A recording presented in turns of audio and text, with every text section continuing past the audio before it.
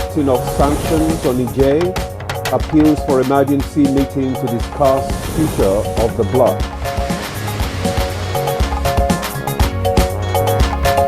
I urge ECOWAS authority of heads of state and government, including the leaders of Burkina Faso, Mali, and Niger, to put aside their differences. Select a candidate of your choice. President Bola Tinubu tells APC members ahead of Edo primary.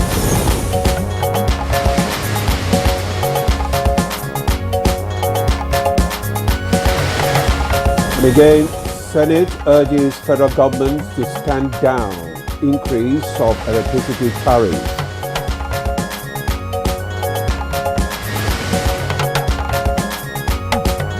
And good morning, Nigeria. Today we shall review the just concluded 37th Ordinary Summit of African Union held in Addis Ababa.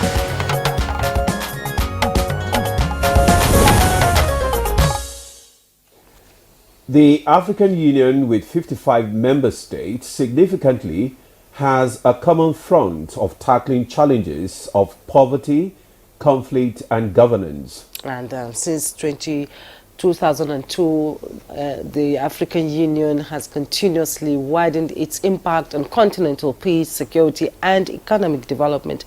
And so at the 37th Ordinary Session of the Assembly, of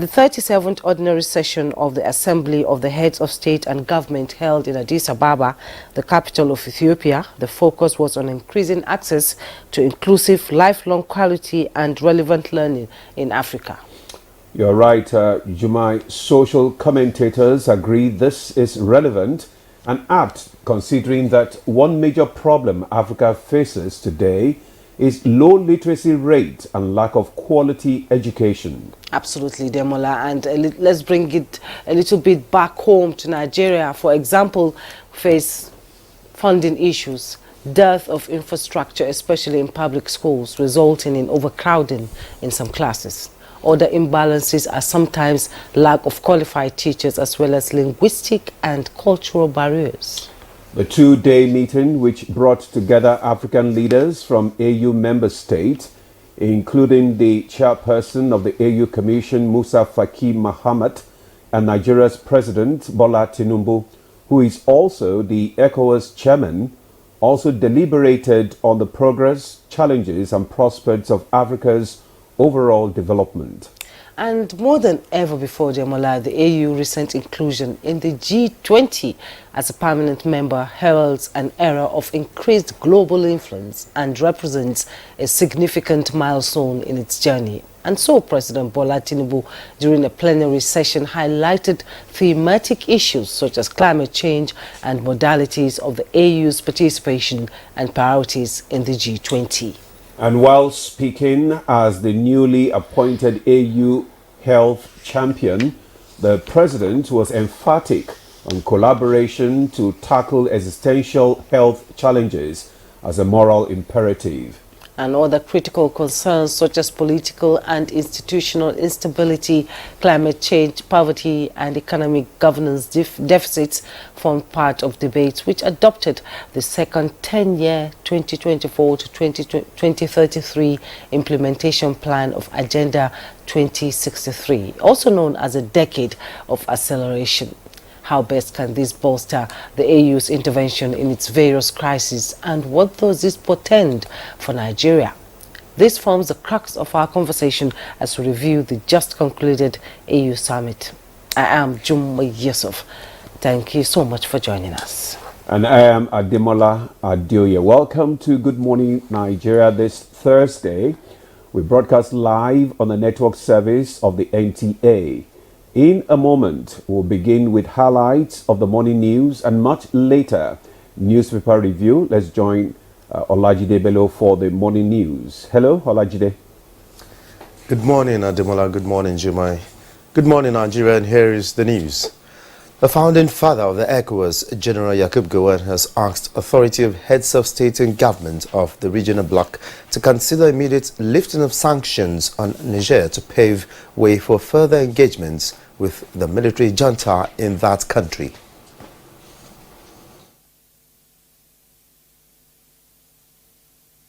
On behalf of all the founding fathers of the community and myself, I urge ECOWAS authority of heads of state and government, including the leaders of Burkina Faso, Mali, and Niger, to put aside their differences, and reunite for the peace, stability, and prosperity of our region. President Bola Tinubu has appealed to members of the All Progressives Congress APC in Edo State to select candidates of their choice as the flag bearer of the party for the forthcoming governorship election in the state. Senator representing Edo North Senatorial District, Adams Oshiomhole, disclosed this to State House correspondents after he met with the president behind closed doors. He said the APC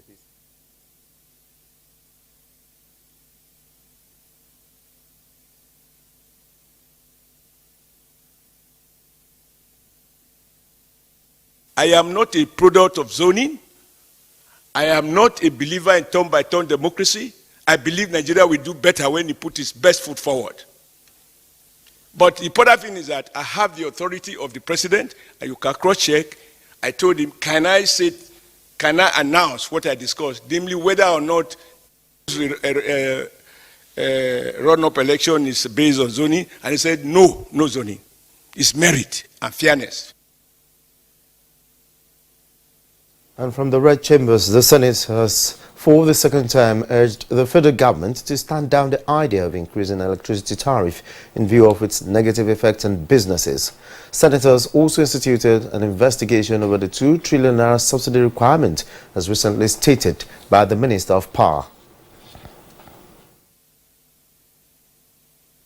Removal of any subsidy, not to talk of electricity subsidy, will be more than adding petrol to fire.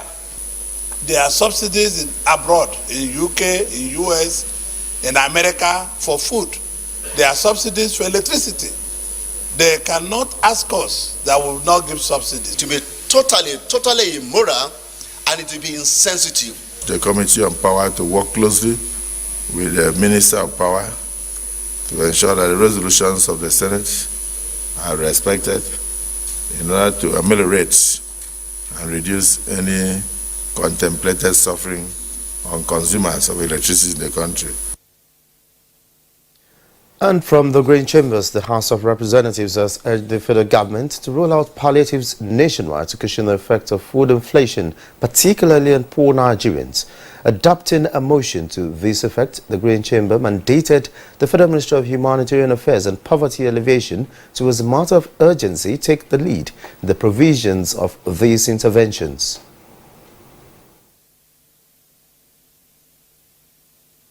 The federal government should swing into action in releasing the palliative that have already been listed as regards to the issue of subsidy removal.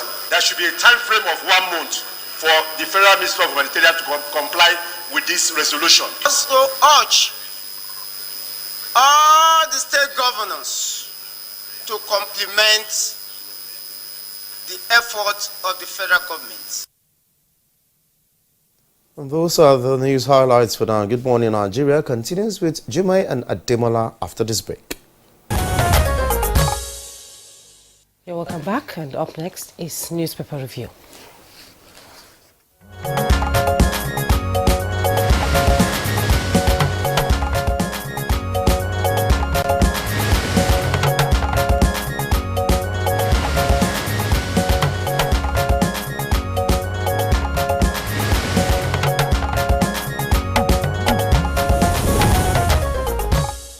You're welcome back. We're still on to Good Morning Nigeria, and we have our newspaper reviewer here. Chooks, good morning this morning. Debola, good morning and good morning, Nigeria. I slept soundly from 2 a.m. yesterday because the rain came splashing down. Yes. Look, the heat was unbearable. But you see, I have always been my own local Naimet. I tell people, when the heat is too much, between February and March, it is rain that is causing it. Yeah, you did. Yeah, I mean, that's what it is. Once it gets too hot, between February and March, is the rain coming. So bear it. I am happy. Jumai, how are you doing? Oh, I enjoyed the rain actually. It got your... I went, but you know, it was so hot, and I think that something happened to the national grid. We didn't have light yesterday, so it was when the rain started that I was able to go to sleep around 2:41. That's when the rain started. Okay, actually. Some places 2:09. Wada said 2:09 at his place. It was around 2 at my place. I didn't notice the rain. It didn't fall Maybe in it did for your area. Providence takes its time with people in the world. It will get your turn. God sent down the rain. You were deeply sleeping then, maybe. And I was afraid I might be late. I quickly put on my alarm because it was just straight. Let's begin with the newspaper review. I think you have two papers. Yeah, I have two papers, and I have the Leadership newspaper and the Daily Trust. I'll begin with the Leadership newspaper, and just below the mast, above the masthead, we have Kemi Nandap, appointed new CG of Immigration. That means the Immigration Service have a new Controller General of the service, and her name is Kemi Nandap. You find the details on page 10. Hardship, despite DSS warning, Labour insists on protest. Find details also on page 10. And at the side piece of the picture story, you see police DSS arrest Abure over mob attack, attempted murder. Find details on page 10. Senate rejects planned electricity tariff hike. Details also on page 10. Gunmen kill 24, injure 18, burned houses in Benue. You find the details all on page 10. Naira gains strength at official market, closes at 1,542 Naira to the dollar. You want to find out if you have some dollars, you find all the details on page 28. And just before the picture story, Gowon asks ECOWAS to lift sanctions on Burkina Faso, Mali and Niger. The details also on page 10. Governorship, APC orders fresh primary to clear legal hurdles. That's the headlines in the Leadership newspaper. With Riders replaces Uzodimma with Otu as panel chair. Presidency, National Working Committee in renewed alliance to deliver Dennis Idahosa. And Tinubu rules out zoning formula. You see the picture story there of President Bola Tinubu and former head of state General Yakubu Gowon during a visit to the presidential villa in Abuja yesterday, where they discussed the Burkina Faso, Mali and Niger impasse. Let's quickly go to the Daily Trust newspaper, and below the masthead we have Benue government issue 14-day quit notice to herders. Find details on page 32. Naira gains as security operatives sustain raid in BDCs. Details on page 23. 100 corpses trapped as Kwara shuts mortuary over ritual activities. 100 corpses trapped as Kwara shuts mortuary over ritual activities. You want to know how and why? Details on page 3. 2 weeks after Tinubu's directive, that's the headlines in the Daily Trust newspaper, FG yet to release free grains to Nigerians. With kickers, no food items with us yet. That's coming from National Emergency Management Agency, NEMA. Agric Ministry official blames data authentication and invest in farming to tackle hunger. U.S. government urges Nigerian government. You find the details on page 4. 10 countries approach ICJ against Israel's occupation of Palestine. Find details on page 4. Farmers in distress as fertilizer price soars. Details on page 24. Hardship, Labour ignores DSS, insists on protest. Lift sanctions against Mali, Niger, Burkina Faso, the one tells ECOWAS. Okay. All right. Let me just take the Vanguard newspaper that I have here with me this morning. And above the nameplates, we have the CBN reverses self, raises customs duty rate to 1,650 to $1. That story is on page 19. Edo 2024 NWC drops. Uzodimma appoints Otu to conclude primary today. Tinubu not interested in zoning. Oshiomole anxiety as 10 aspirants fight for PDP ticket today. The story can be found on page 14 and 15. Nigerians should give Tinubu more time. The former head of state, General Gowon, pleading for more time for the president for the present administration. The story is on page 8. Police arrest LP National Chairman Abure Ogbaloa in Benin. The story is on page 12. And below the nameplate, we have Senate to federal government stop plans to hike electricity tariff. Story is on page 9. Emefiele accuses Akpabio of defamation, demands 25 billion naira. The story is on page 9. Hardship. DSS, NLC in face-off over planned protest. Shelve your protest. DSS tells organized labor. Adds some elements, planning, violence. Face your job. You can't stop us. NLC dares DSS. JAV takes on DSF. Reaffirms support for NLC. The story is on page 5. IMF sees Naira depreciating by 35% to 2,081 kobo to $1 in official market. The story is on page 26. No constitutional safeguards will stop state governors from hijacking state police for political ends. State police will destroy local democracy in Nigeria. Olufason. The piece is on page 16. AFCON final, Econ Fort, Pacero's tactics. That's the last the football.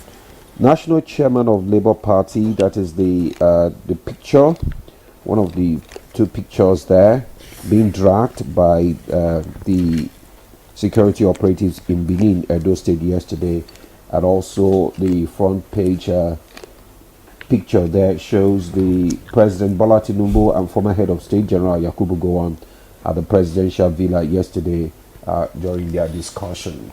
Chooks. You don't achieve things by running away from effort. State police will destroy local administration and all that. Let's not be cowardly about it. What we say sometimes without actually being aware of what we're implying is that we will never improve. No human being lives and does not improve.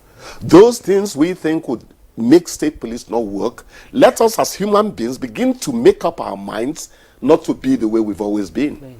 It's Muje, for whatever. For whatever. Don't ever.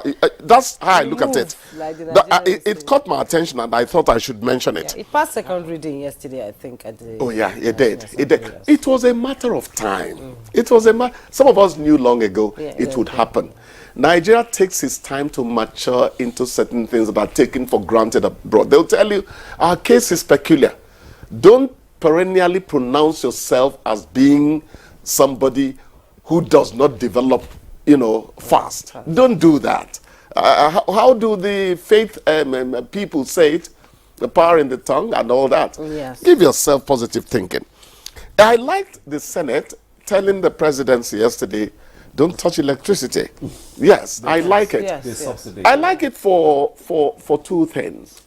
First of all, I think I've always said here, I will forever tell people the president met a squalid situation and action had to be taken.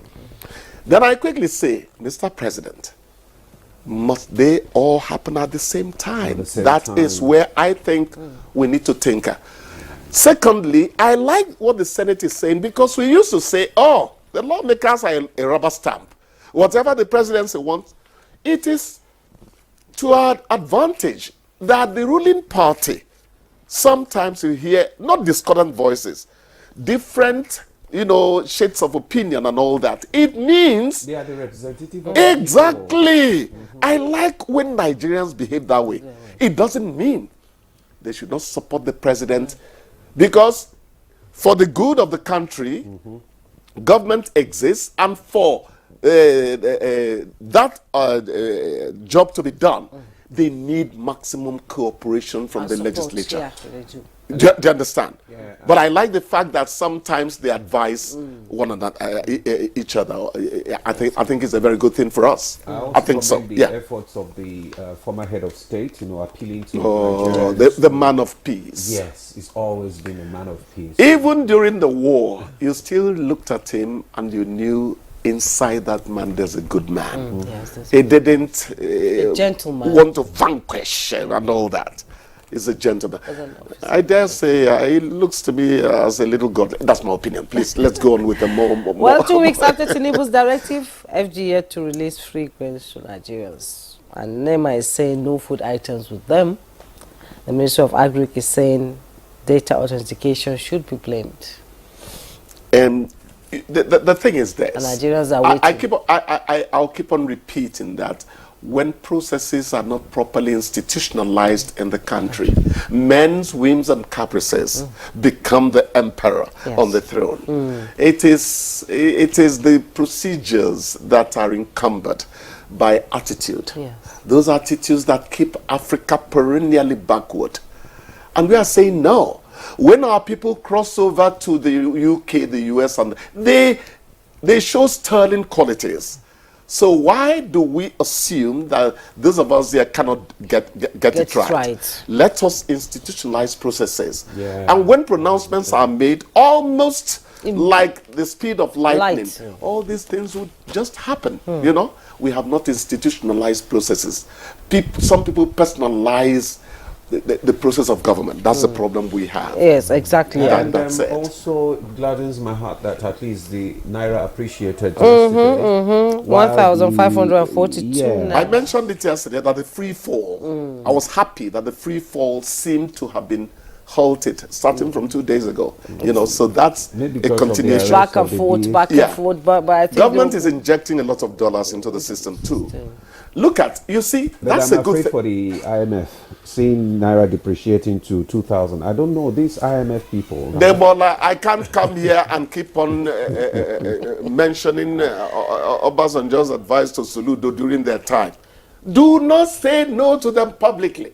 But when you go in there, do what your mind tells you to do that is right. Because Mr. President knows what to do. Just reading the predictions of IMF, at times you just wonder. Sorry, my dear. Yes. Didn't you hear Ojo Okalu when the Senate was saying, don't touch it? He said, they subsidize agriculture where they go to Howin in Houston, Texas, when I was there in 2001. Go and check whether the price of a liter of milk has changed from when I was there in 2001. That's because government subsidizes it. So why would they forever tell us do this, do that? Come on. Don't ignore them, because they could cause trouble for you in terms of financing of development projects, IMF and World Bank. Yes. But please, sometimes take it with a pinch of salt. All right, thank you so much. Before we go, the death of people in Benue, and the telling some headsmen to leave and all that.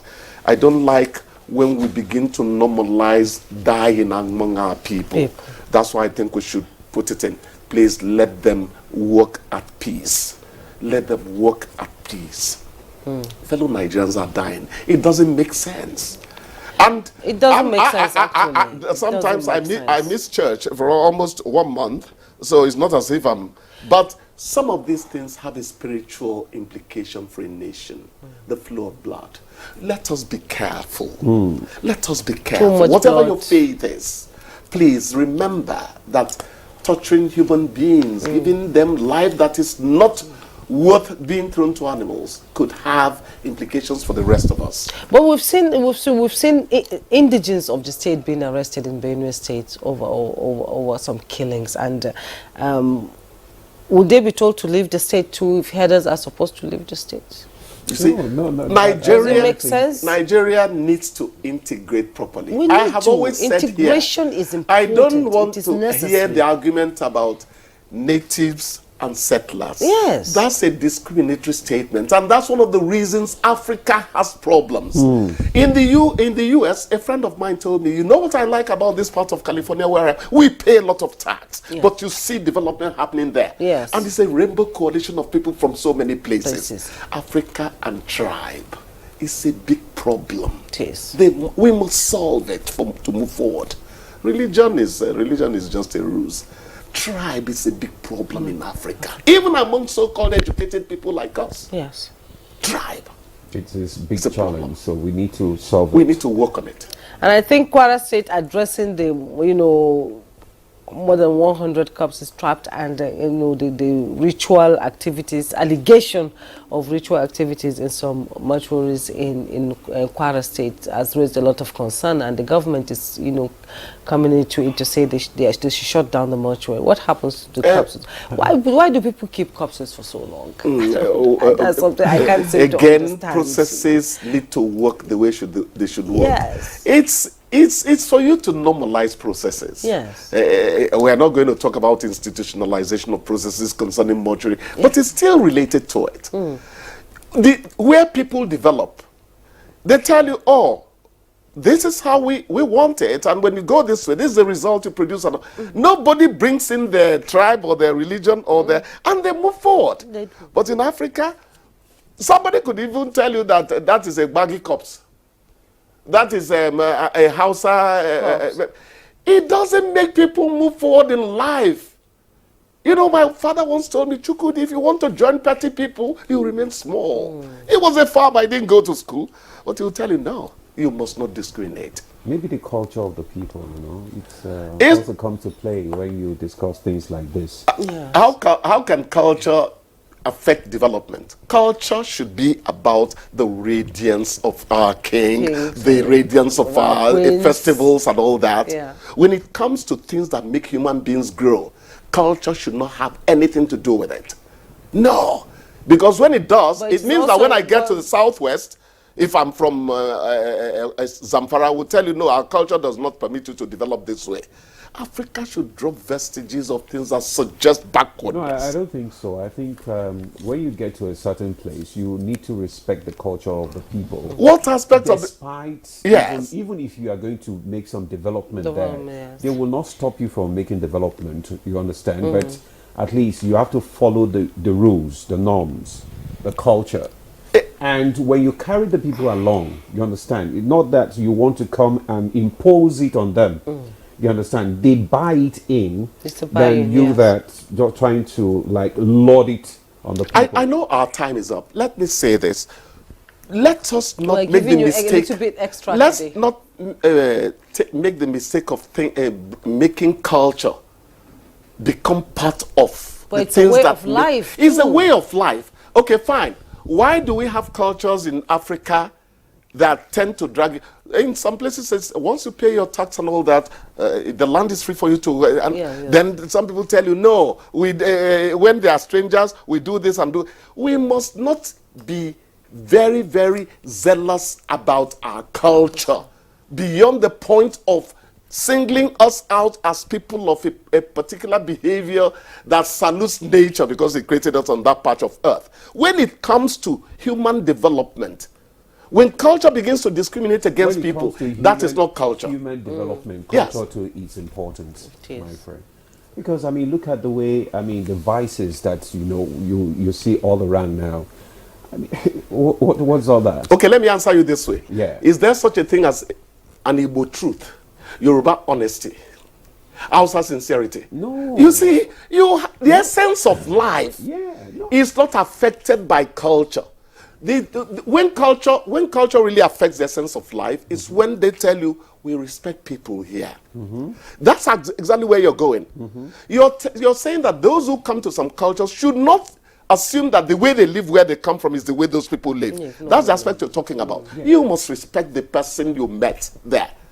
But when it comes to free enterprise. Culture should not inhibit people's development. That's what I'm saying. I like my culture, where I come from, Niniseluku, if you want to ask me. Okay, let's talk about something of concern. This DSS and NSL face-off over planned protest. And the DSS actually is appealing to the Labour group to please, shelve the protest and probably give government more time, I like the word you used, appealing, because they can only appeal. Yes. The law supports people engaging in peaceful protest. No, we don't want it this way and all that. And Nigeria really is changing. The jackboots approach and all that, it's dropping. What they need, my dear, is to build trust. Trust. Very important in relationships. The DSS, the NLC should always see Nigeria at the center of what they are doing. I keep on saying that when we paraded that plastic cup in 1960, my mom tied a wrapper. I was not wearing, clothes then. And 1960, I was just barely 3 years. I'm still choose the boy though. Don't tell me I'm going to 57. This is 67. We paraded that reinforced cup and the green, white, green flag. There was something almost pompous about it. Yes, it must return to us. Country first. Country first. That's it. Well, we're still giving you a little more time today. Go ahead. I'm a parrot. We've enjoyed. You and I have enjoyed the first rain. Demola said he was sleeping. He didn't feel it. But farmers are in distress. No. Demola, take a hint. If there's somebody singing, rain, rain, go away, drive him away from the neighborhood. Now, rather sing, send down the rain. Send down the rain. Yeah, send down the rain. You're so full of things that excite. It's experience, isn't it? Right. They say the prices of fertilizer is soaring.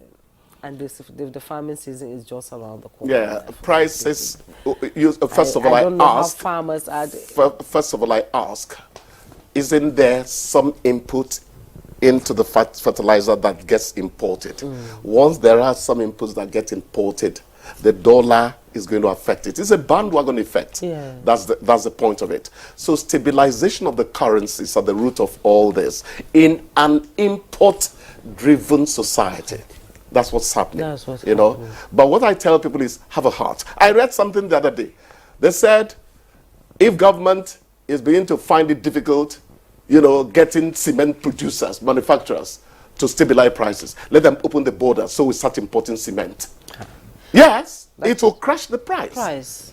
But then it kills local industry. That's the point. So it's delicate balancing. But still, is it not the same boa now in other countries that will now bring in the cements? It's still the same business. Yeah, well, but the more the merrier. Yeah, the more the merrier. Competition does a lot of things. Competition is competition. It does. When MTN came, I hope I'm not advertising, when MTN came with even if you have a drop call after 2 seconds, you must pay 60 naira. Yes. And Glo did the per billion. What eventually happened? No, they said MTN was their argument was that it was not possible. It was.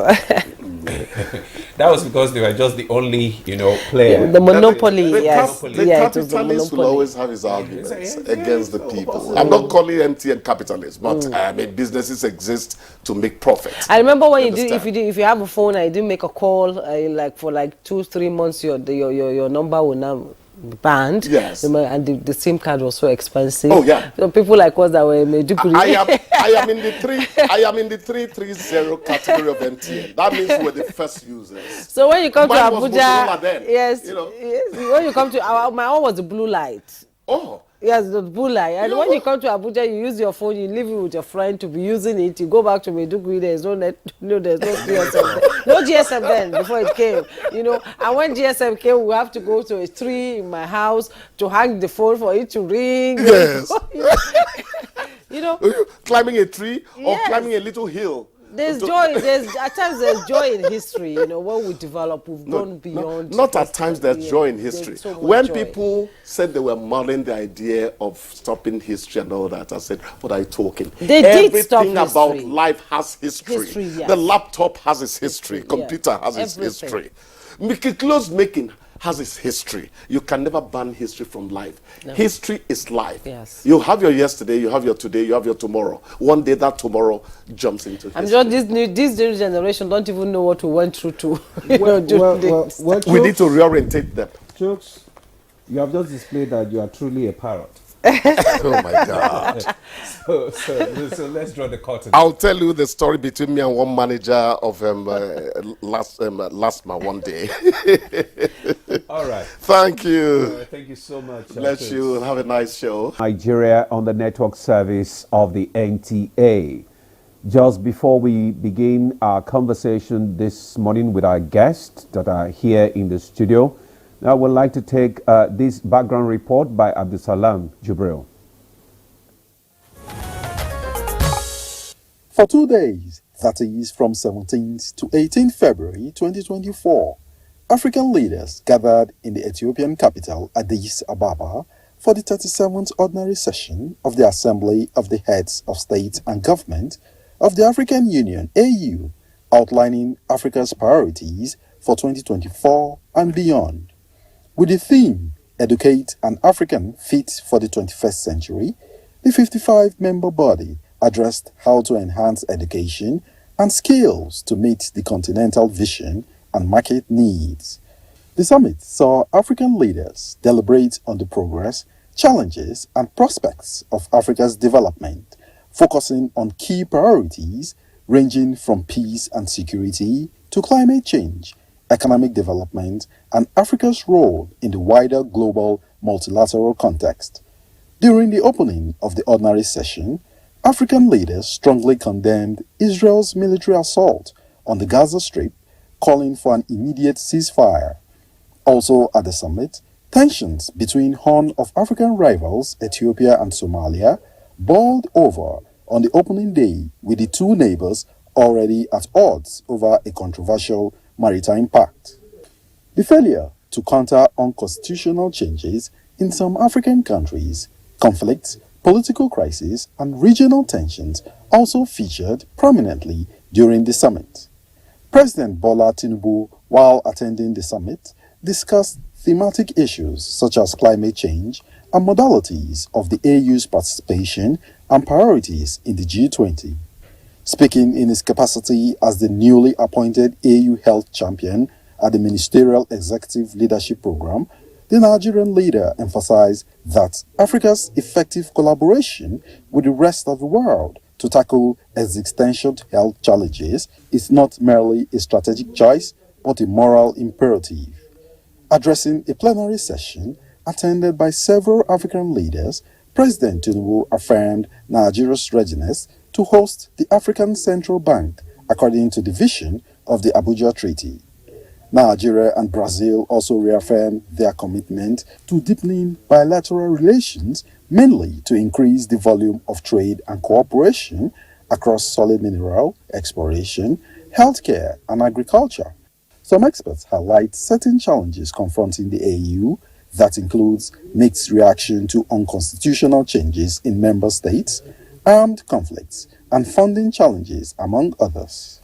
How can these challenges be surmounted going forward? This and more guests on the program will be speaking to as they review the 37th ordinary session of the AU shortly. Abdul Rahman Jibrila for the background report, and then we have in our studio a panel of guests to talk about and dig into the activities at the African Union Summit just held. And we have in the studio Dr. Yusuf Tanko Sununu, Honorable Minister of State Education, a regular on Good Morning Nigeria. You're welcome to the program. Good morning, ma. We also have another regular in the studio this morning, Dr. Adoyi Matthew Omale. He's International Affairs Analyst. You're welcome to Good Morning Nigeria. It's a pleasure to have you. Good morning. And also joining us from Maiduguri studio, it's a pleasure to have former Nigerian Deputy Permanent Representative to the United Nations, Ambassador Usman Sarki. You are welcome. Very much. Thank you for having me. Good morning, everyone. Good morning. So let's kickstart our conversation this morning with the Honorable Minister of State for Education, Dr. Yusuf Tanko Sununu, because the focus of the meeting, the 37th meeting, actually was on increasing access to inclusive, lifelong, quality, and relevant learning in Africa that centers on education. So let me just start with the summit address, how to enhance education and skills to meet the continental vision and market needs. Can you give us the highlights of the key areas that were discussed?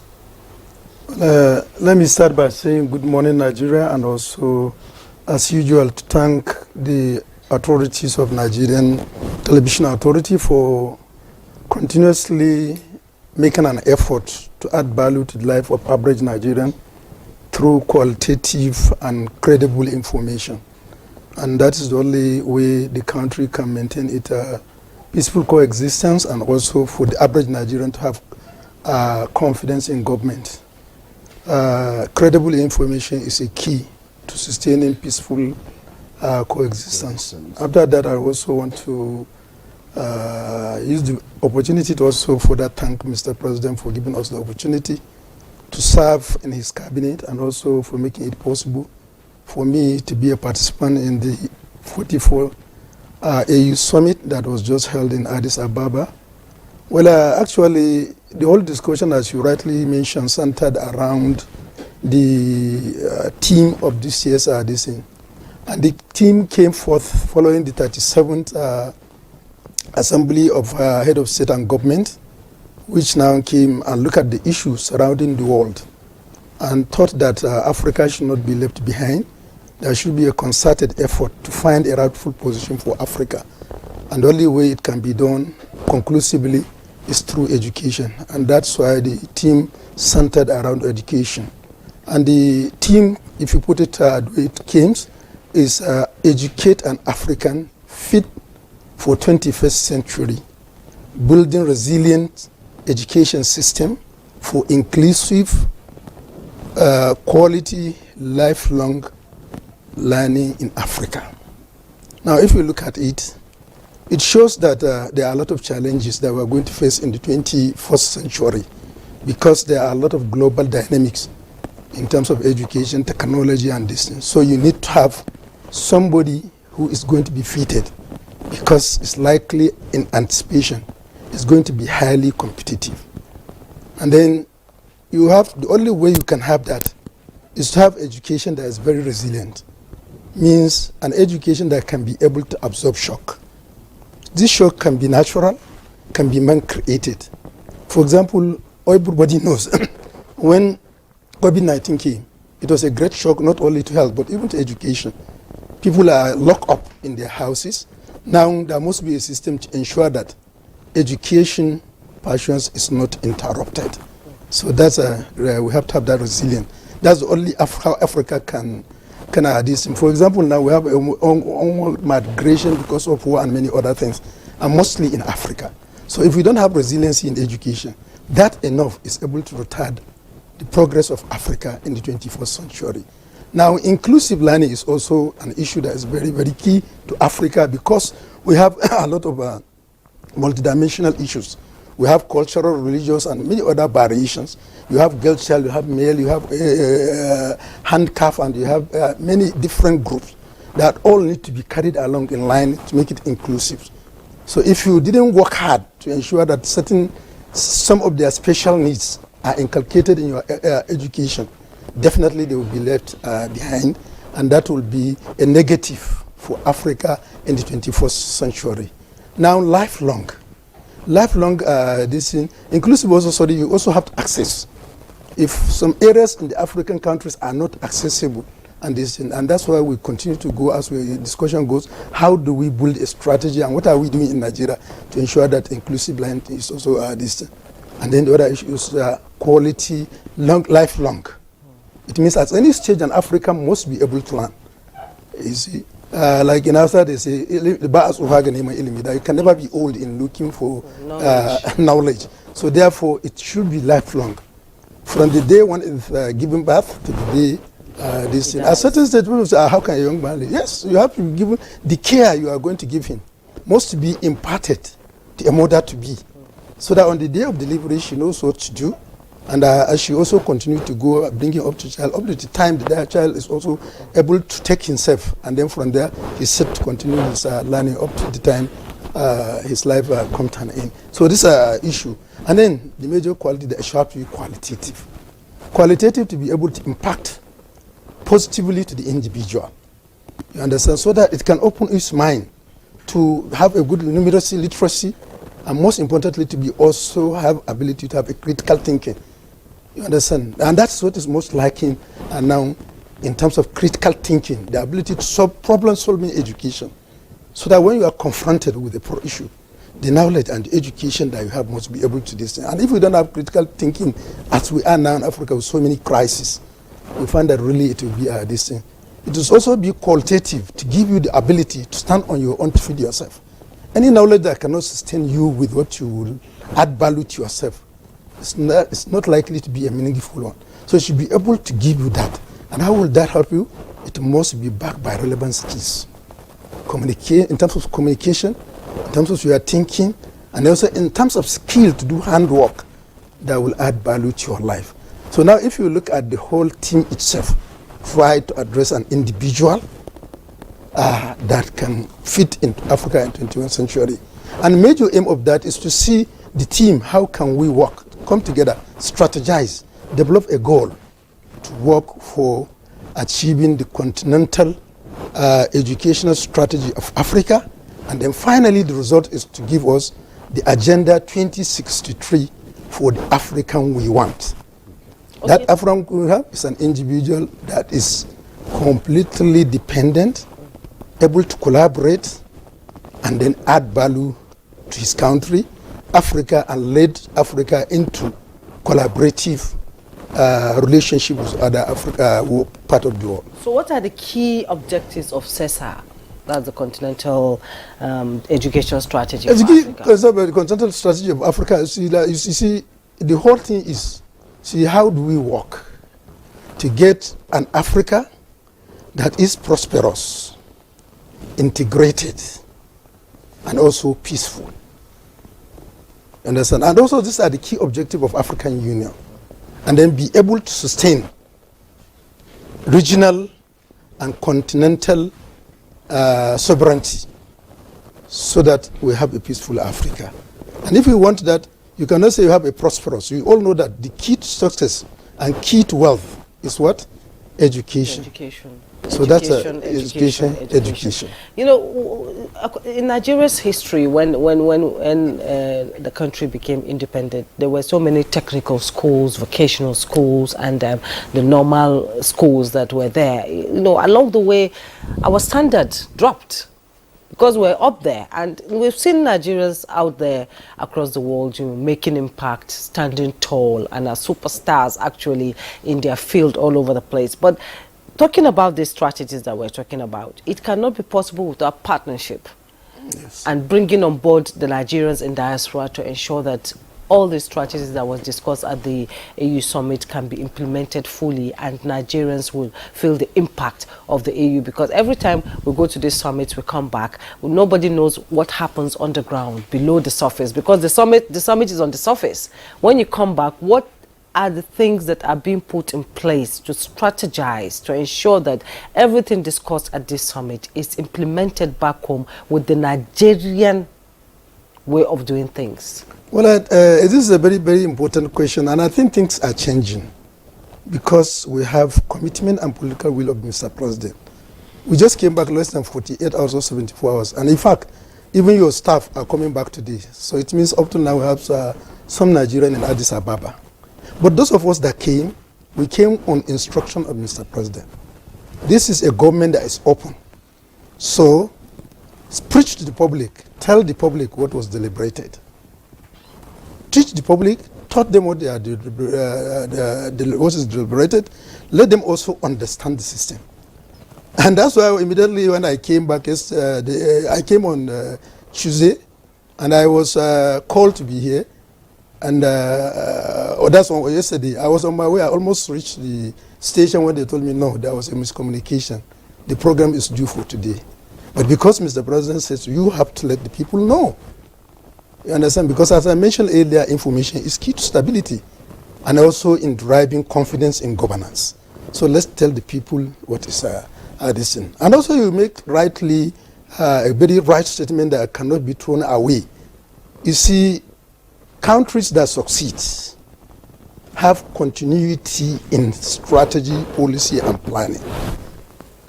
And these are the narrative that is going to be changed in Africa for Africa to change to a distance. What it means is that countries that are developing have an institutional memory and documented history, which they normally reflect back, take stock and track their movement. For where they see that really things are not changing well, they try to change the policy. Where they see that there is success, they strengthen such policy. But in most African countries, it's a place of policy somersault.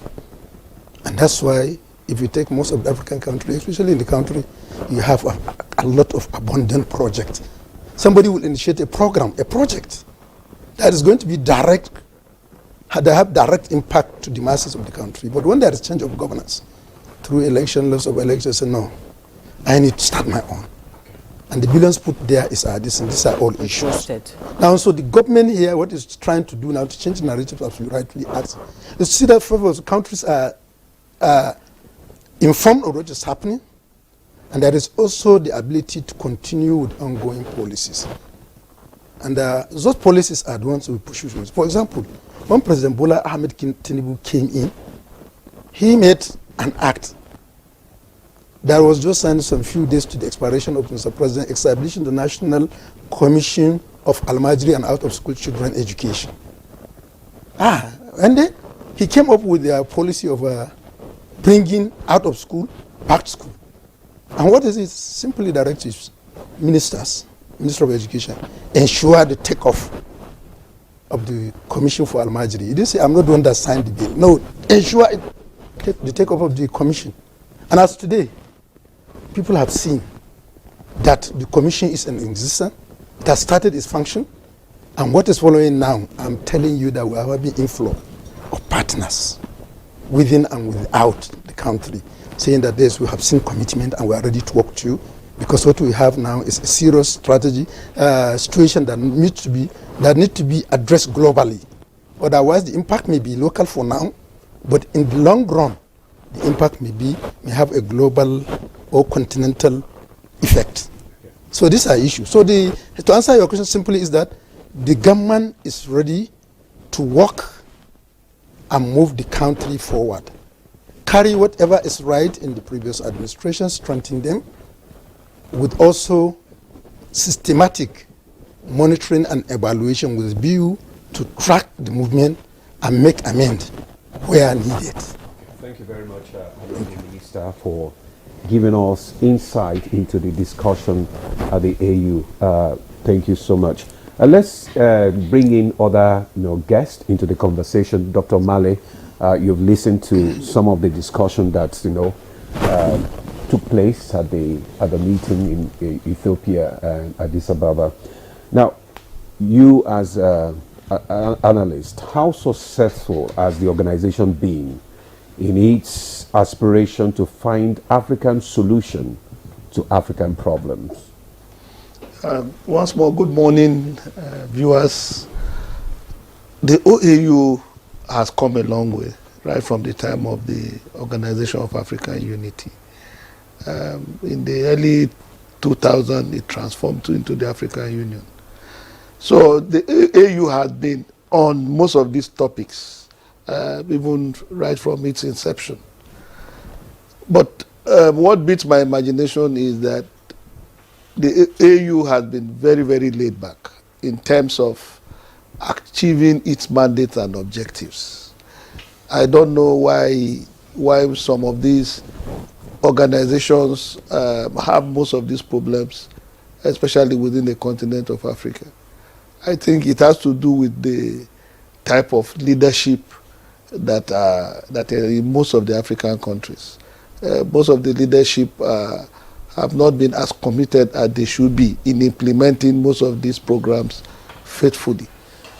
On the issue of education, education is a right, not a privilege, the way many of us in Africa will try to look at it.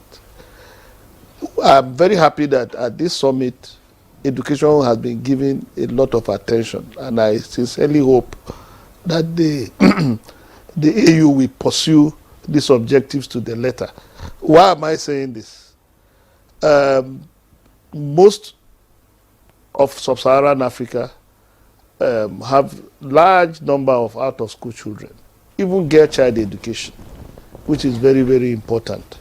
In terms of girl child education, we know that in many African countries, they are still lacking behind. Illiteracy remains one of the most dangerous issues that bedevil most of the African countries. The level of illiteracy is still alarmingly high, and that is why I think the African Union is making this issue of education very, very important at this point in time. And if you look at the team, so there's a lot that needs to be done. There's a lot that needs to be done, not just in Nigeria alone, especially universal primary basic education. I heard the minister talking about trying to encourage out-of-school children to be brought in. Yes, we have been hearing this a lot of times, but there are many factors that contribute to these out-of-school children not getting the quality education that they deserve. Look at most of the African countries, some of the African countries. They have been bedeviled by insurgency, by crisis, that is not even allowing schools to run. You can only talk about education when you have peace and when the area is conducive for learning. You cannot look at the whole of the Northeast, for example, over the last 10 years, with the activities of the Boko Haram. Who will be talking about going to school? Look at a whole group of students will be removed from classrooms.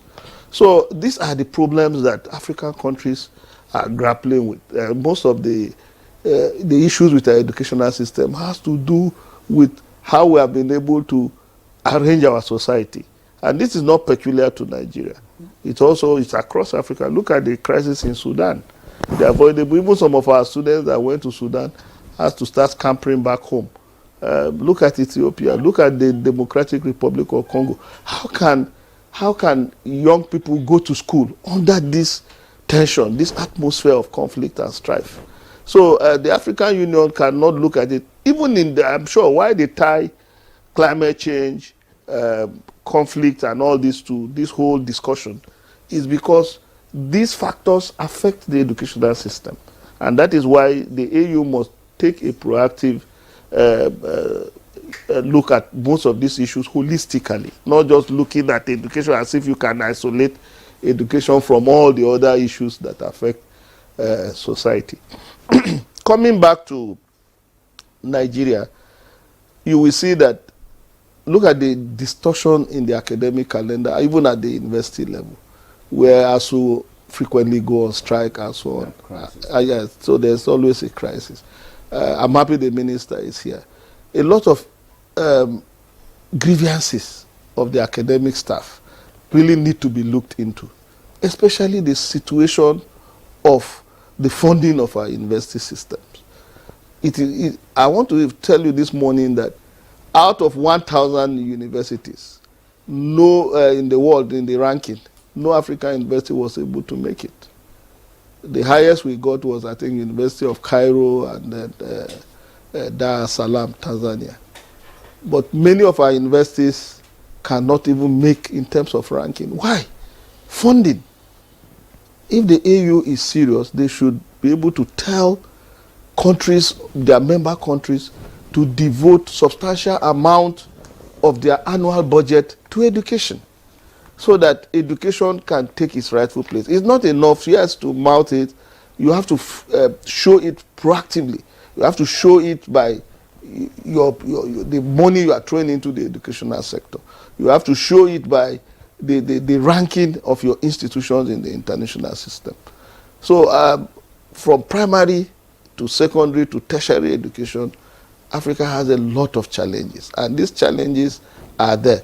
The AU must insist on its members to be able to take certain proactive steps to address the educational challenges in the continent if we are serious about moving education forward in the continent. In terms of remuneration, most of the teachers already, some people say teachers' reward is in heaven. We want African teachers to be here or there. So okay. I think just a little bit of information. You see, the issue is not taking education in isolation, but education is the main theme. There are other sub-themes. And even look at the team of Mr. President that went. We have people from defense to address issue of security. The Minister of Defense was there. We have issue of agriculture that was there. We have issues on finance. We have issues of regional integration, foreign affairs were there. And health, climate change. We also have health. Yes, this is this. And then when I came, I think my first question is, it appears I'm the only one. They said no, because we had main team. Others are also coming. Yes. So it wasn't in isolation at all. We agree that there are co-factors that directly and indirectly affect quality of education being delivered in Africa.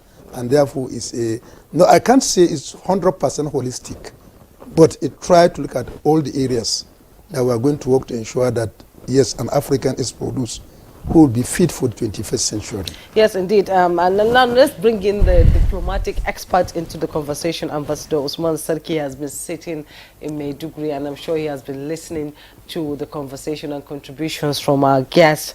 He's the former Nigerian Deputy Permanent Representative to United Nations, and I'm sure you still follow proceedings at summits. You've been part of it for a very long time, and the African Union is a platform for African leaders to come and talk about African problems and how to solve them. Let's have your opinion about the theme of this AU summit that took place in Addis Ababa, and not just looking at education. We're looking at climate change, wars, and emerging coups in Africa, because there's so much happening in Africa, and I believe at the summit a lot of issues were discussed on the way forward. Let's have your opinion about the deliberations that took place there and how it affects Africans and how we can move Africa to the next level so that we can be at par with other developed countries across the world. We have so much to offer, actually. Thank you very much, Jumai, my sister. Good morning, Honorable Minister. Good morning, Doctor, and your co-anchor. Let me join myself, to the Honorable Minister of State sentiments in commending and praising NTA for enlightening Nigerians and giving them factual information, authoritative information on policy, on governance in this day of social media confusion. Having said that, I think it's very important for us to contextualize the just concluded summit meeting of the African Union, Assembly of Heads of States and Government in Addis Ababa, which was attended by His Excellency President Bola Ahmed Tinubu, as the leader of the Nigerian delegation. Just to give you background to the meetings, first, the Committee of Permanent Representatives, the PRC, met in order to deliberate at the level of ambassadors and permanent representatives to the African Union to discuss the agenda and framework of the meeting, and also to provide background information and advice to their ministries of foreign affairs and subsequently to their heads of state and government on the agenda issues, topical issues that are on the table for their discussion. And then there was the ministerial forum where ministers of foreign affairs and other ministers engaged each other in discussing the issues and items on the agenda to be brought to the attention of their principals, namely the heads of state and government. And very importantly, I should point out that there were meetings, three levels of meetings of the African peer review mechanism. A meeting of focal points and meeting of heads of state forum of the APRM. And we have to remember that the African peer review mechanism was established as part of the pillar of the African Union when it was when the AU was established in 2002. The APRM is a voluntary mechanism where Africans subject themselves to criticism and to praise and commendation by their peers in terms of their achievements in governance, in public policy, and delivery of services to their citizens. So education, healthcare, peace and security, elimination of corruption, and other things are very fundamental to the reports that are being submitted by national governments to the African peer review mechanism.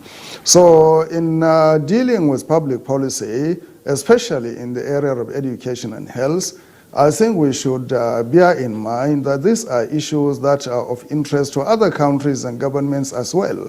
It is not simply within our borders that we should deal with them and allow them to go on. But there are others who are observing us very critically to see whether we are succeeding in these areas or not. And I have to link it to the global process in terms of the Human Rights Council in Geneva, that is meeting, which is a UN General Assembly mechanism, where the Human Rights Council peer review mechanism also exists. And I think very recently, 2 months or so, thereabout, Nigeria participated in terms of submitting its national report. So what I'm pointing out is that whatever we do at the national level has international ramifications. For that reason, we have to really pay attention meticulously to policy and to implementation. Having said so, I think it's very important that the theme for the AU, the 37th ordinary session, was on education, of educating Africans fit for the 21st century. Education, as Doctor pointed out, is a human right. Is not a privilege, it is a right. And as such, investment in education should be scaled up, should be enhanced, particularly in the area of infrastructure of education. You go to our universities today and you don't know really what is the distinction between a secondary school and a university in terms of facilities there. Classrooms are overcrowded, lecture rooms are overcrowded, laboratories are really functioning at the very basic level without instruments and ingredients for analysis, for research.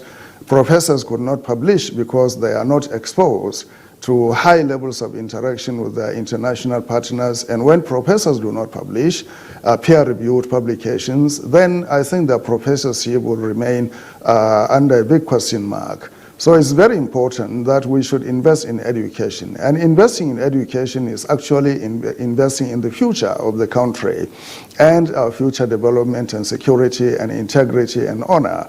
So it is very important that, for me, my sister Jumai has asked the Honorable Minister, what is the next step? Now you have come back from Addis Ababa, what are you going to do?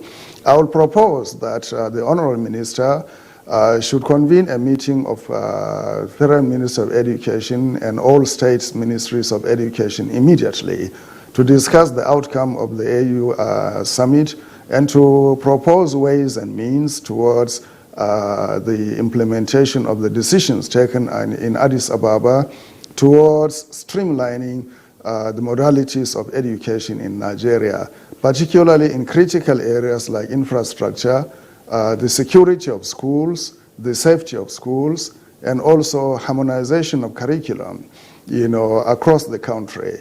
And also in terms of teacher training. We have built schools, we have established institutions, but we are deficient in really qualitative instructors and teachers.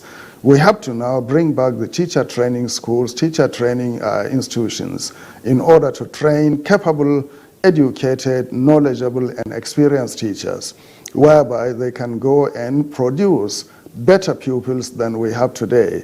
The other issue is actually for review of the mechanisms on education in Nigeria today.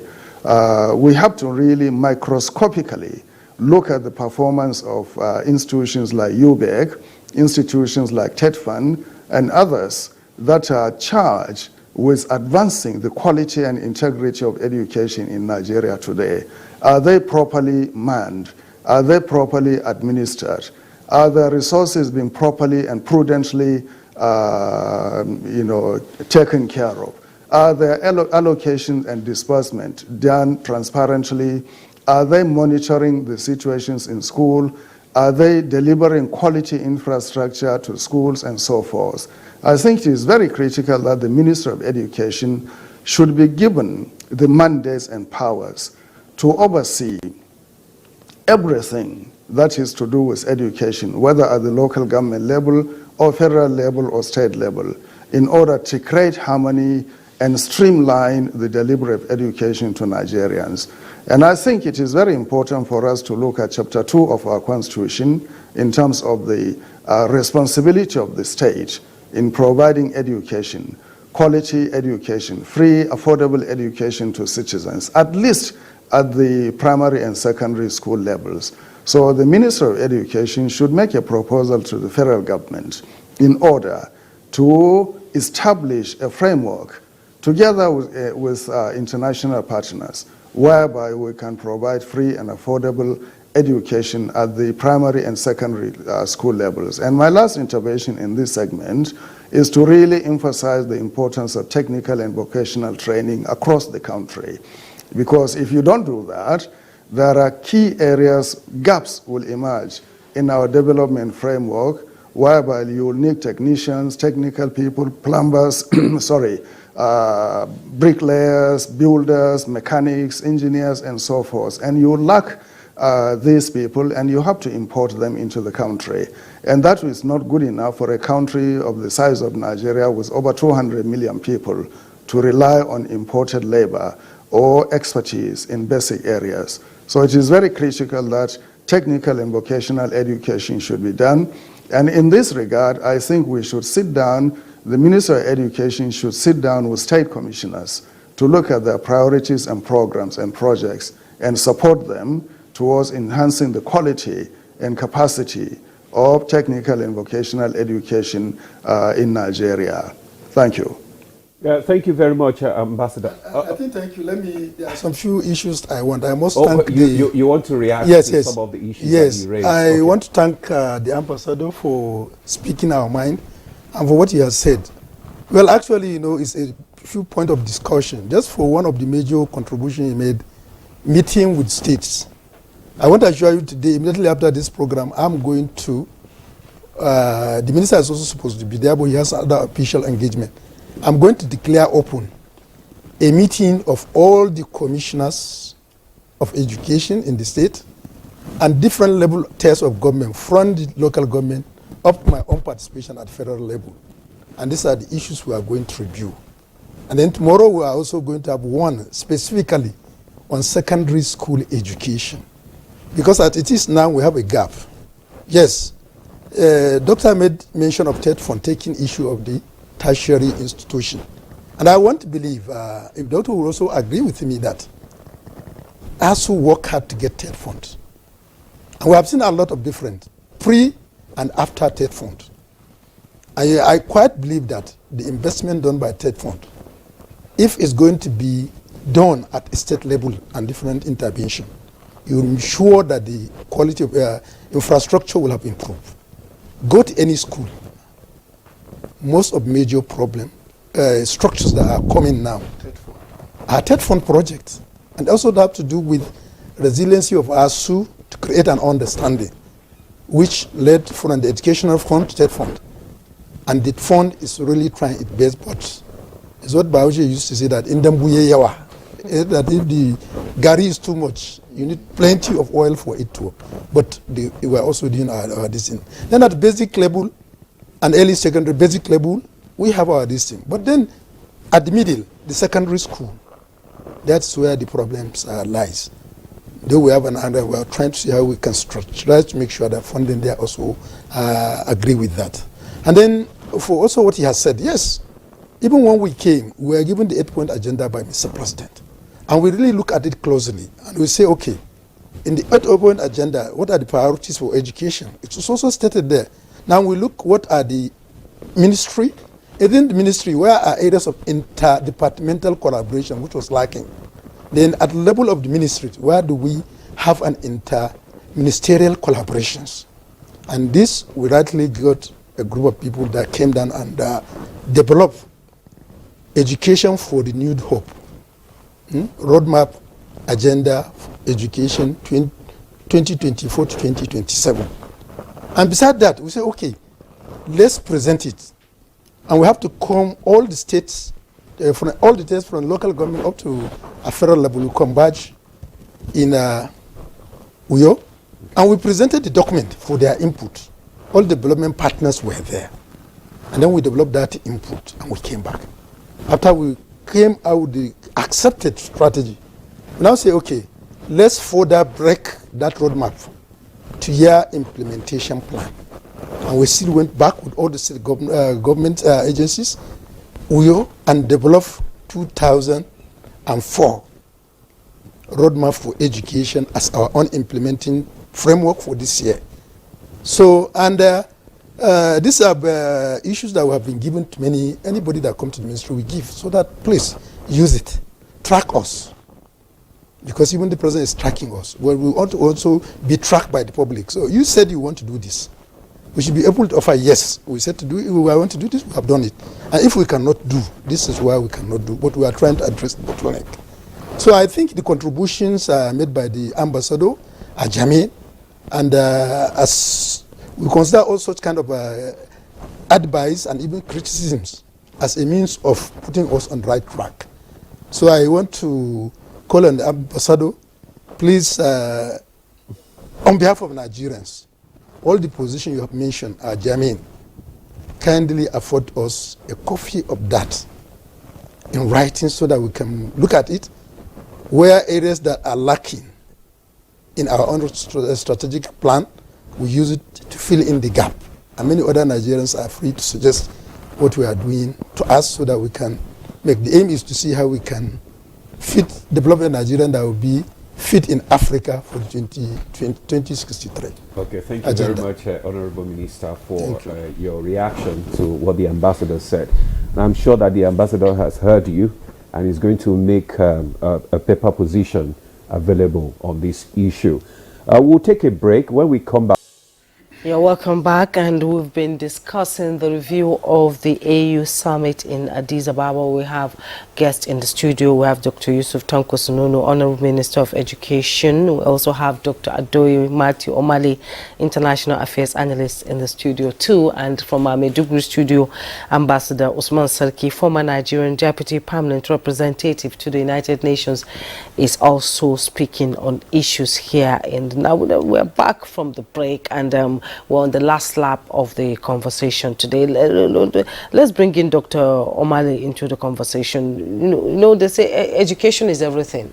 A nation without education is like, drifting on a sea with no direction.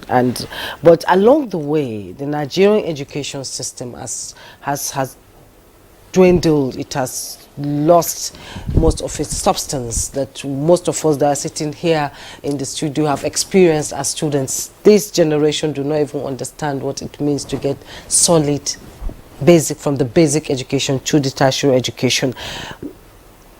One of the disruptive factor in education today is the safe school. Most of these children are at home because sessions are disrupted by kidnappers, banditry and all that. And we talked about this Safe School initiative. I'm sure the minister is going to come into that. As an educationist, how does it feel for you to feel that schools no longer function the way they should, talking about funding, insecurity, crisis, and also we'll talk about climate change too. How can we revolutionize the education system and bring it back to where it was before now? Thank you very much for this question. In fact, the situation is even worse. If you go to my state now, Benue, where I come from, as you drive from Nasarawa, most of the schools, primary schools you are going to see on the road, have turned to refugee camps. You see IDPs living in those schools. So how can, and they stay there 24 hours. So what happens to the children that are supposed to be there? Because they have been displaced from their various communities for one reason or the other. If you apart from even that, if you go to some of the communities, if you go to most of the communities, even in Plateau and most of the North Central region, you discover that most of the schools are not running because of these little conflicts within these societies. So yes, you are right. The issue of insecurity has really have a serious impact on our educational system, and I think the government is doing a lot to stem this tide of insecurity. Because if, like we said earlier, in most African countries, if you do not resolve these issues of violence and insecurity in most of the communities, before people can even, you must be alive first before you want to seek education.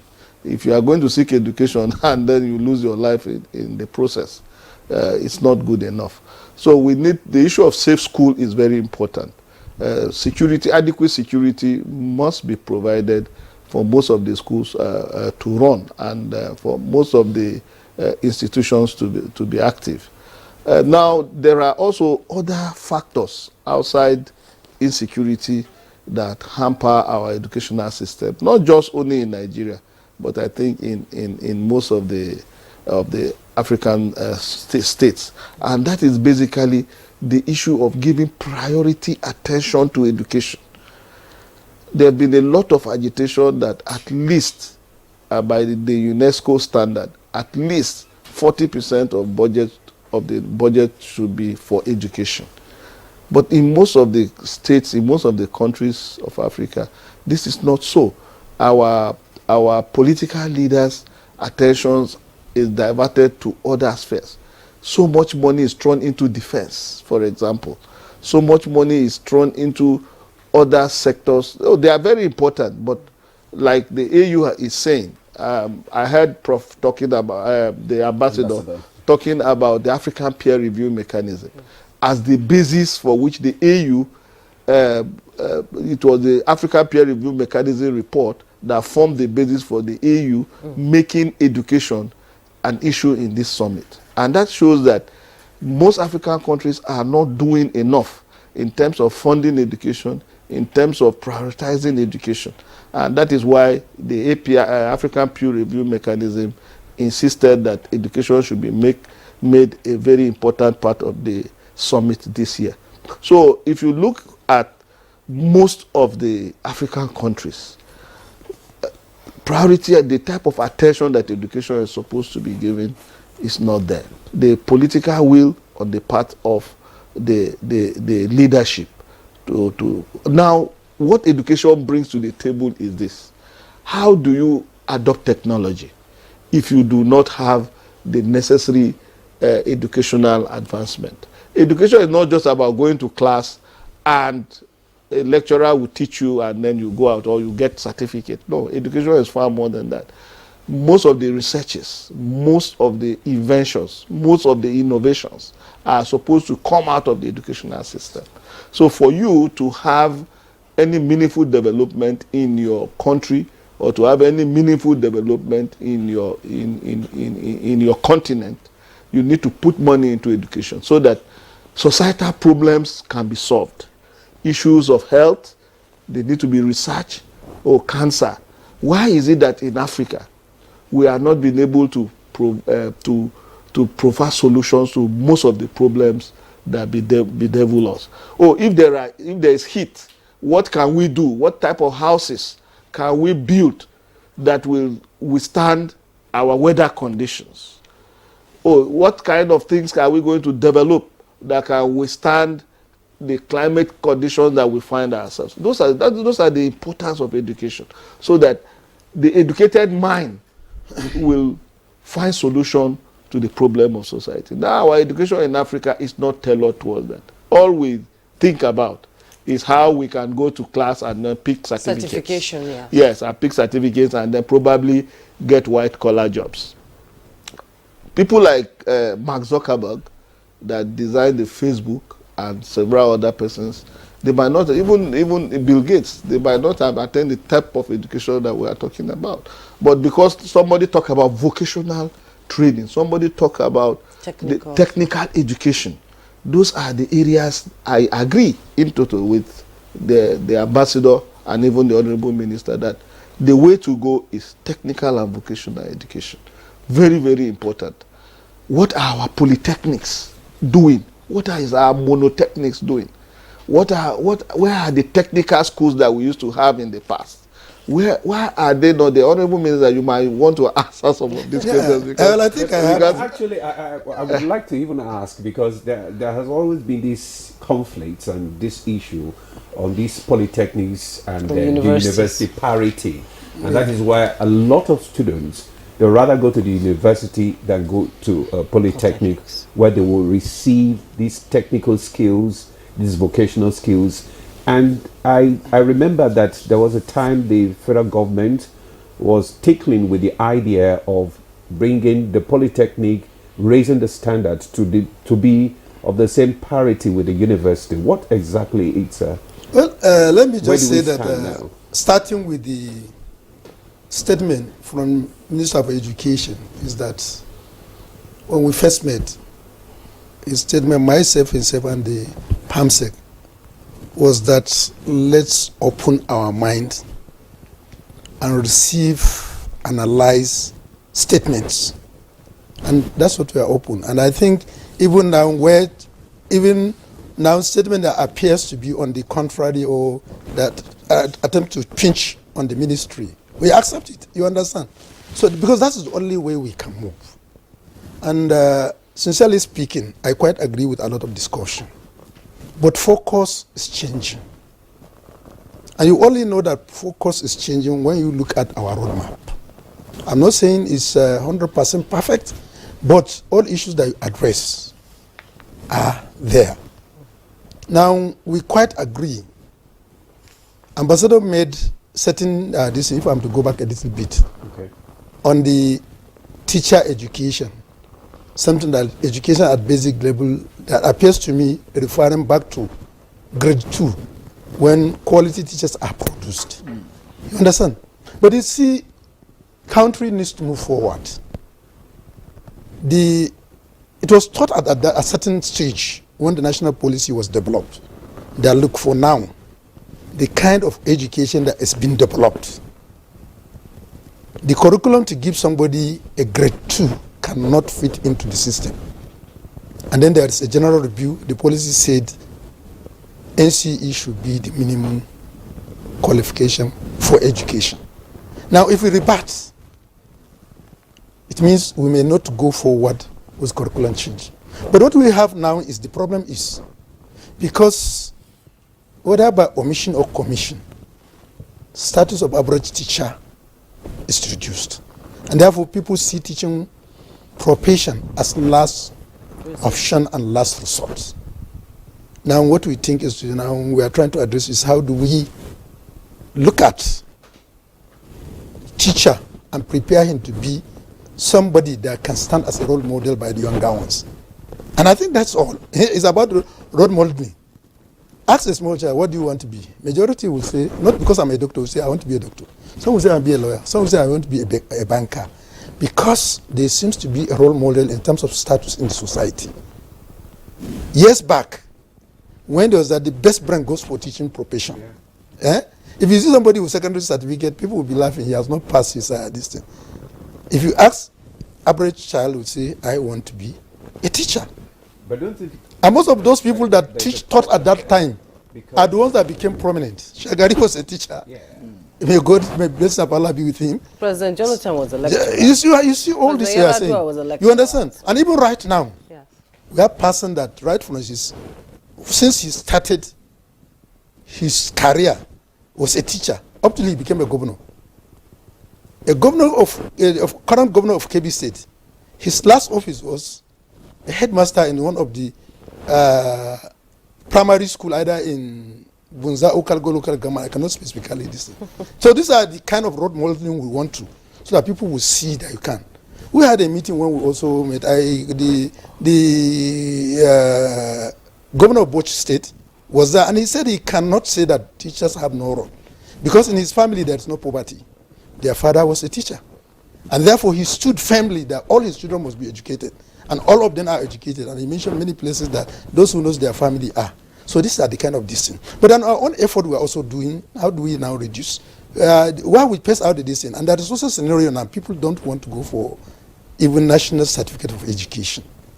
But we are trying to see how we can incentivize education in terms of giving it much, in terms of training. And we're also trying to see how we can open more their distance. Now, the concept is, in our national policy of education, in the basic level, whether you are integrating or anything, skill is a major factor. So that I can decide that all you need to know is literacy and literacy. I can read and write, communicate, and then I say, okay, I don't want to go to university. It's not necessary I have to go.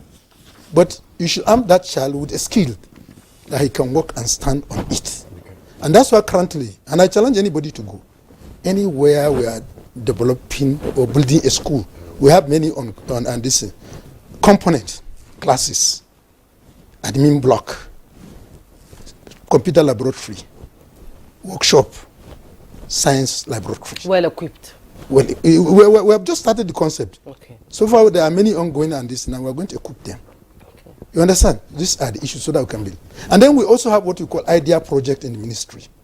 IDEA is a multinational partnership program that tends to see how it can increase quality and access of education. And then, but along the line, we have some fault in the project. And we find that skills are not incorporated. So when we came, we said, no, partners come, World Bank come, we are going to build an IDEA project. And we say, what is lacking in your project is skill, which is a very key. And now what do we come in that IDEA project? Is that we're going to develop something like we call a contractual agreement with some contractors. And what are those contractors? They are artisans who are in the town. They are well grounded, that even a professor of engineering can take his car to them. Some may not be educated.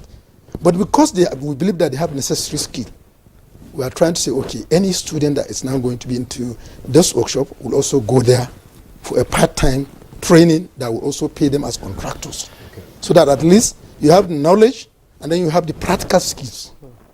And we are also working to see how we can work with ITF and the Ministry of Digital Economy to see how we can also improve on that. So we all know that, and we quite agree, there is a skill gap in our training. All right. And the only way we do, we have to see how we are addressing it, and we are putting on mechanisms. Honorable Minister, let me just interject you there because our time is fast spent. And we need to bring in the ambassador right now, Ambassador Usman. I know that you have been following the conversation in the studio. And one of the major, problems, that B-Devil education, like rightly mentioned, has been the area of insecurity, instability, and in the region, the issue of peacekeeping operations. What's your thought on AU's peacekeeping operations, and also the issue of good governance in Africa?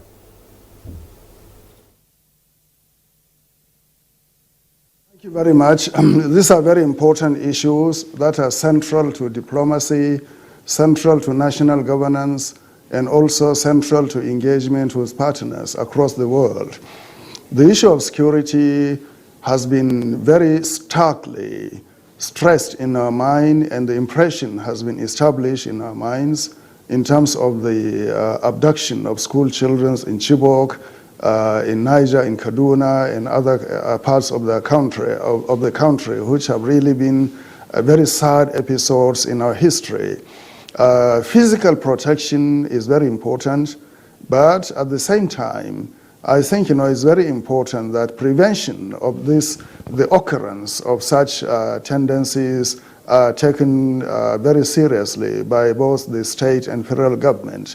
So improving capacity, improving mobility for security forces, and also gathering of intelligence in terms of preventing the occurrence of such incidents is very critical. In terms of the other issue of peacekeeping, I think peacekeeping since 1960 has been the flagship of Nigeria's diplomacy when we deployed peacekeepers under late General Agui Ironsi to the Congo, and subsequently to many other places, including Lebanon and other parts of the world. We have been very active, and that has been recognized by the United Nations as one of the fortes of Nigeria in terms of engagement with the rest of the world.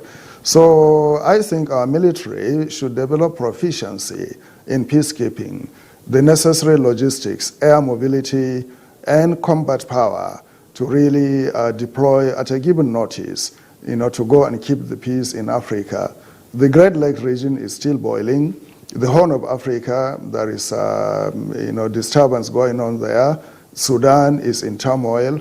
Our own region, West Africa and the Sahel in particular, militancy, insurgency is spreading. So we need to develop the capacity, particularly in deploying forces very quickly and rapidly to intervene. And I think, one of the areas we should critically look at is the rapid deployment force of the African Union.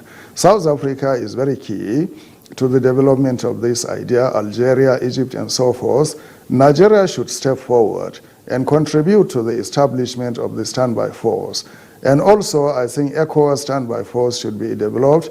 The Gulf of Guinea standby force should be developed. All this will require resources, it will require material, and it will require personnel.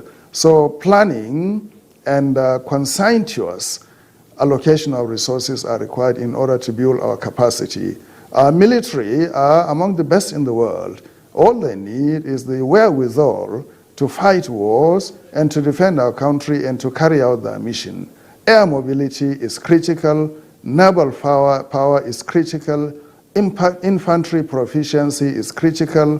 All these things will require the deployment of money, funds, and also re-equipping the military, the Air Force, the Navy, and the Army, and also grounding everything on timely intelligence. Now, having said so, I think coming back to the Minister of Education, may I humbly and respectfully recommend to the Honorable Minister that he should engage with the Minister of Foreign Affairs in terms of activating memoranda of understanding that have been signed with many countries in terms of building capacity in our education area. For instance, I was in the Ministry of Foreign Affairs the other day speaking with the Director of Middle East and Gulf region in terms of what are the opportunities available for education, revamping and development in Nigeria. And we discussed Qatar.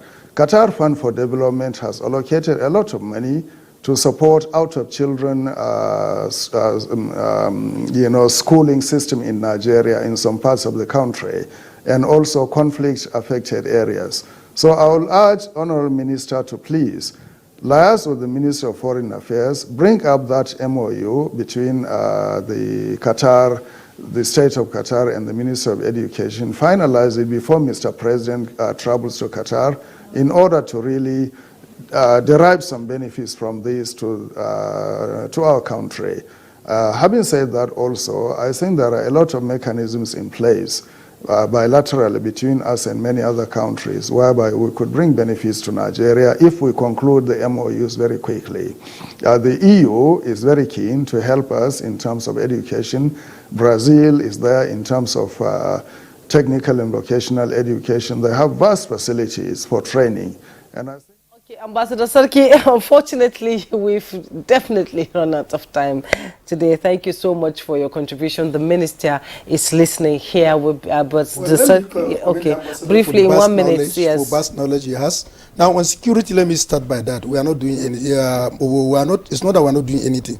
Even yesterday, I had a review with the Special Assistant to the President on the Student Affairs, and we've agreed that the National Safe School Rapid Response Committee must have a regular meeting and see that its activities become implementable, because we are already signatory to Safe School Initiative, and that's what gave birth to National School Safety Response Committee that contain a lot of military security agencies into it.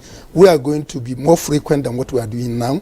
Its aim is to serve as a rapid, to act rapidly in detecting any subtle sign, threat, and then to prepare for a rapid response through quick intervention and communication with security agencies. That's by that. Now, on issue of bilateral agreement, education agreement, we had issue. He mentioned Qatar, and I think in the next few days I'm going to be in Qatar, just to see how we can, not only that, we are trying to, not only on the out-of-school children, we have just developed a policy of transnational education, which means that policy that have been endorsed by the Federal Executive Council gave the ministry through the Nigerian Universities Commission, National University Commission, to see how we can act and then engage with other foreign countries that have resources to come into Nigeria if they want to develop a campus that will give us the access to education.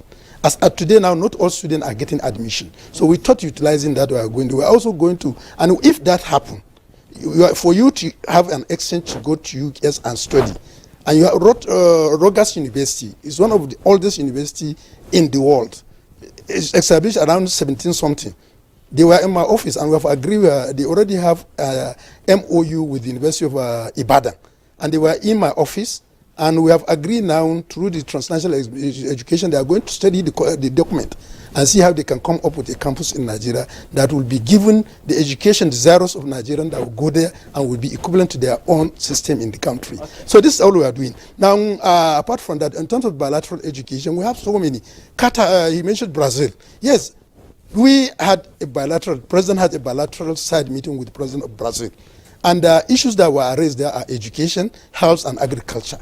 And I think everybody agree. And then in terms of also transportation, the need for a Nigerian to have direct flight from here to Brazil.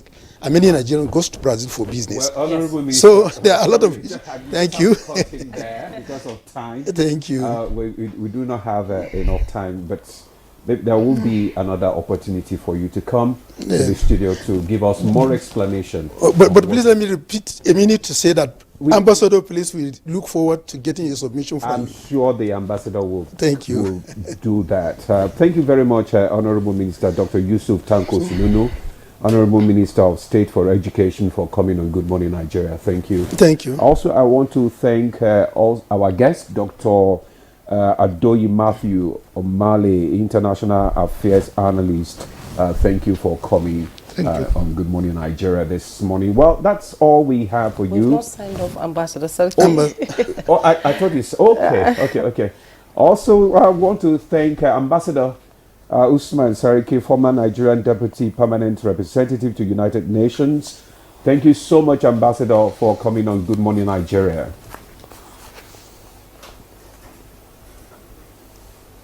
And that's Good Morning Nigeria for today. Join us again tomorrow for another episode of the program. I am Jumoy Yusuf. And I am Ademola Adeoye. Do have a pleasant day.